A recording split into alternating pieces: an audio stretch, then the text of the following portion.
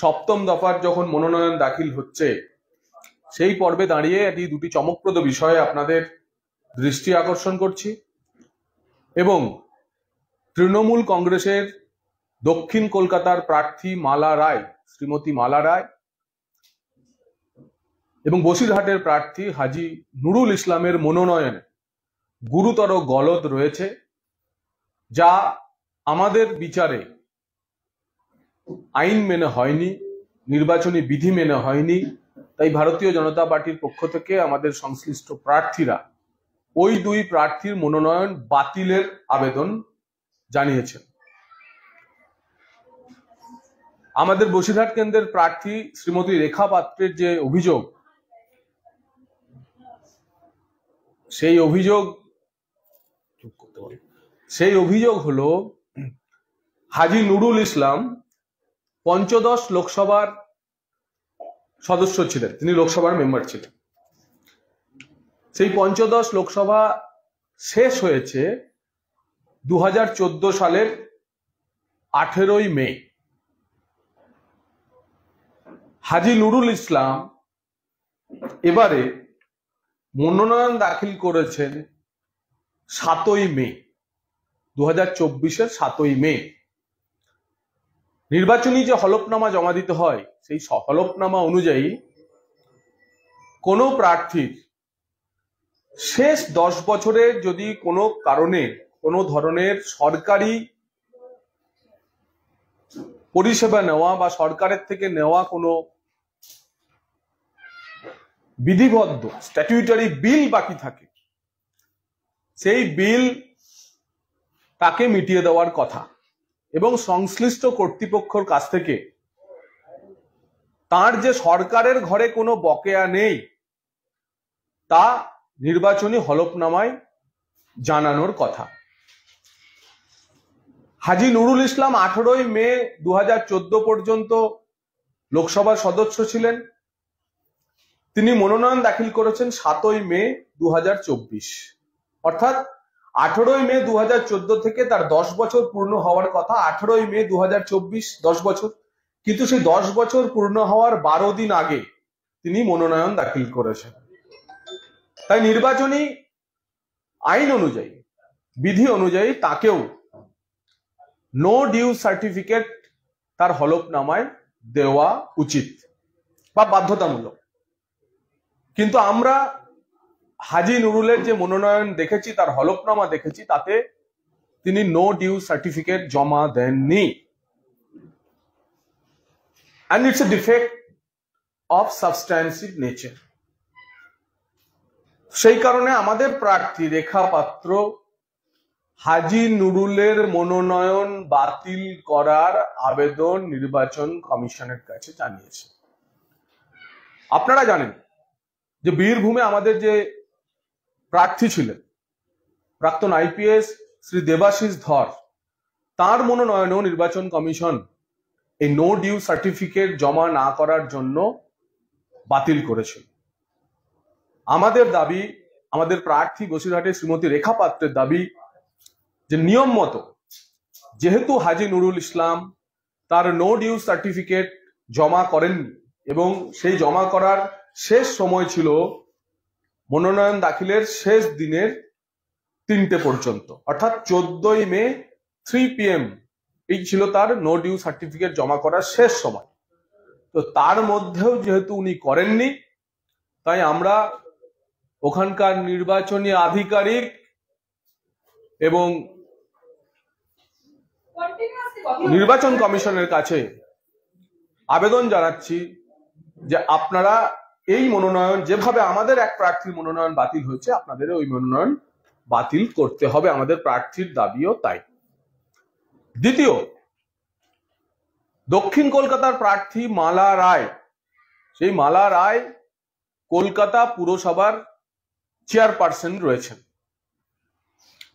কলকাতা পুরসভার চেয়ারপারসন থাকা যে বিধিবদ্ধ আইনগুলি রয়েছে তাতে তা একটি অফিস অফ প্রফিট,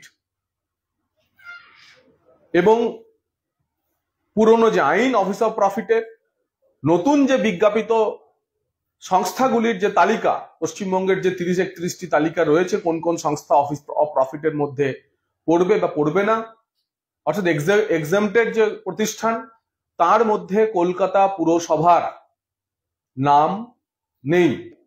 তাই কলকাতা পুরসভার চেয়ারপারসন থাকাকালীন তিনি হলফনামা ও সেখান থেকে পদত্যাগ না করে দক্ষিণ কলকাতার প্রার্থী হিসাবে যদি মনোনয়ন দাখিল করে থাকেন, তাহলে অফিস অফ প্রফিট যে আইন তা তিনি লঙ্ঘন করেছেন এবং আমাদের প্রার্থী শ্রীমতী দেবশ্রী চৌধুরী তারও প্রার্থীপদ বাতিল করার জন্য আবেদন জানিয়েছেন। শুধু ওখান থেকে তিনি, কর্পোরেশন থেকে তিনি বেতনই নেননি, বেতনের সঙ্গে সঙ্গে ওই যে অফিসের চেয়ারে বসেছেন,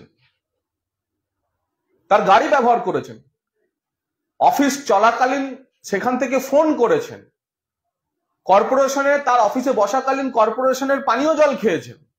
সবই হচ্ছে অফিস অফ প্রফিটের যে প্রফিট তা এনজয় করা আইনগতভাবে।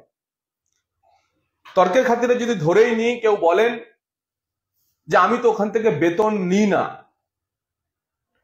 কিন্তু অফিস অফ প্রফিটের আইনের যে সংজ্ঞা, সেই সংজ্ঞা বলে আপনি বেতন না নিলেও অফিস অফ প্রফিটের বিজ্ঞাপিত পদ থেকে আপনি সেই পাওয়ার যদি এনজয় করেন, অর্থাৎ শ্রীমতী মালা রায় চেয়ারপারসন কলকাতা কর্পোরেশন ইটসেলফ হচ্ছে অফিস অফ প্রফিটের পাওয়ার এনজয় করা, এই নামটুকু ব্যবহার করা। তাই অফিস অফ প্রফিট বিধিও দক্ষিণ কলকাতা তৃণমূল কংগ্রেস প্রার্থী ভঙ্গ করেছেন। আমরা তারও প্রার্থীপদ বাতিলের জন্য দাবি জানিয়েছি, নির্বাচন কমিশনকে বলেছি, দুই প্রার্থী যেমন জানিয়েছে, দলের তরফ থেকেও দাবি জানানো হয়েছে যে হাজী নুরুল ইসলামের নো ডিউ সার্টিফিকেট নেই এবং অফিস অফ প্রফিটের পদ এনজয় করার সাথে সাথে তা নির্বাচন কমিশনকে লুকিয়ে রেখে না জানিয়ে তিনি মনোনয়ন দাখিল করেছেন দক্ষিণ কলকাতা তৃণমূল কংগ্রেসের প্রার্থী। তা এই দুই প্রার্থীপদ নির্বাচন কমিশন বাতিল করবে বলে, তাদের মনোনয়ন বাতিল করবে বলে আমাদের বিশ্বাস।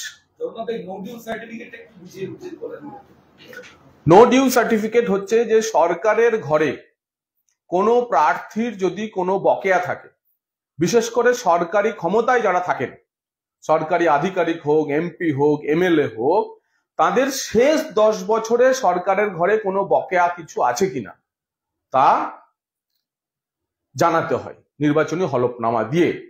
সরকারের ঘরে কি কি বকেয়া থাকতে পারে? আমি সরকারি বাংলো এনজয় করেছি, বাংলোতে থেকেছি, সরকারি জল, সরকারি আলো, সরকারি গাড়ি, তো তাতে সংশ্লিষ্ট দপ্তরগুলি সেই সংশ্লিষ্ট ব্যক্তিকে সার্টিফিকেট দিয়ে বলেন যে আপনার থেকে আমার কোনো বকেয়া নেই।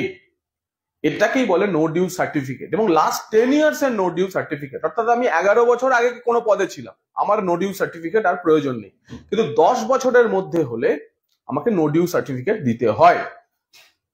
14 সালের 18ই মে পর্যন্ত হাজী নুরুল ইসলাম এমপি ছিলেন, তার 10 বছর পূর্ণ হচ্ছে 18ই মে 2024। তিনি 7ই মে নমিনেশন করে বলছেন যে আমার কোনো বকেয়া নেই, অর্থাৎ তিনি 10 বছরের মধ্যে রয়েছেন কিন্তু বলছেন আমার কোনো নো ডিউস নেই। সেই নো ডিউ সার্টিফিকেট আমরা অপেক্ষা করেছিলাম যে শেষ দিন পর্যন্ত তিনি দাখিল করেন কিনা, তার মনোনয়ন সংশোধন করেন কিনা হলফনামা। তা 14ই মে নমিনেশন শেষ হওয়ার 3 PM 3টে পর্যন্ত তিনি করেননি। তাই আমাদের মনে হয়েছে যে তিনি নির্বাচক মণ্ডলীকে প্রতারণা করেছেন, সরকারকে মিথ্যে কথা বলেছেন, নির্বাচন কমিশনকে মিথ্যে কথা বলে একটি সাবস্টেন্সিভ নেচারের, মানে একটি খুব গুরুত্বপূর্ণ সিরিয়াস ডিফেক্ট তার মনোনয়নে রয়েছে, যে কারণে এই নির্বাচন চলাকালীন ভারতীয় জনতা পার্টির একজন প্রার্থীর মনোনয়ন বাতিল হয়েছে। আমরা একইভাবে নির্বাচন কমিশনকে বলেছি এবং সেই ঘটনার ক্ষেত্রে বীরভূমের যিনি রিটার্নিং অফিসার তিনিও নির্বাচন কমিশনের মতামত নিয়েছিলেন। নির্বাচন কমিশনও এই প্রকৃতির যে ভুল, এই প্রকৃতির ভুলকে অত্যন্ত গুরুতর ভুল বলে জানিয়েছেন।